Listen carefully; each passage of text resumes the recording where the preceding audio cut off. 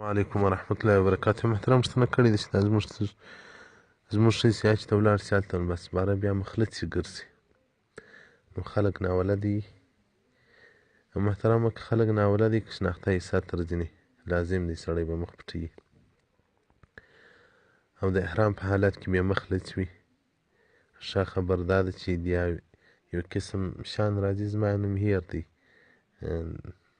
دا سر اخیستل کېږي، له مخ څخه دی رالرې بعضې داسې صوفي مسلک خلک چې په ما ولیدل د هغو ښځو به دغه شیان کړي وو، له مخ به نه معلومېدی، پټ به وو، د مخ څخه به هغه نقاب او هغه پرده لرې وه.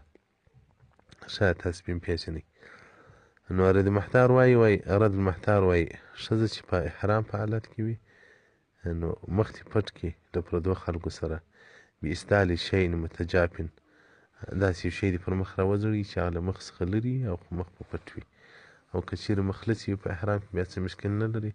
او دا چې احرام څخه راووځي بیا دی هغه لس مخ ګرځي، دا نو غاړې بندې دي، په حرم کې یې هم غاړې بندې وي. رد المحتار جلد 2 صفحه 488 فصل په الاحرام کتاب الحج. نو محترمه بعضې ښځې ما ولیدلې دا سپا و مروه کې کینې سړی په پارک کې دا ډول بې ادبي ونشي کولی.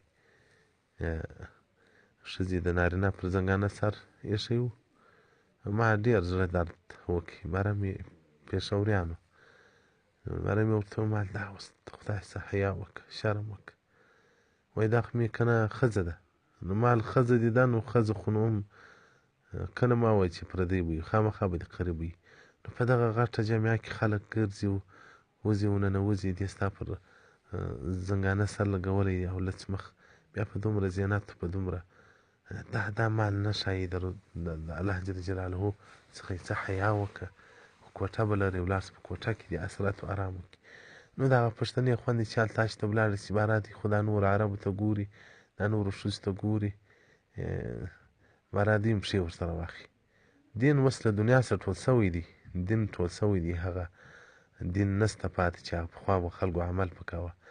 انس راته مبارک چې رسول الله وسلم رحلت وکړي شلم ورځ بعد ده وویل که رسول الله وسلم راسي ټولو شیانو تغییر وخوړی الا صلات ماسې و د لمانځه.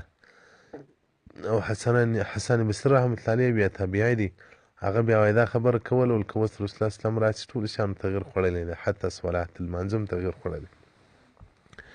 نو اوس موږ د الله چاره وکړي چې موږ پر کوم حال یو خالي سي سرپوښ د اسلام پر موږ باندې پروت دی. نو ښځه چې حج ته ولاړه شي باید په ډېر مستور او په ډېر پټ لباس کې وي، نه د ځان غاړې بندې کړي او نه نور په ګناه کې مبتلا کړي. والسلام علیکم ورحمة الله وبرکاته.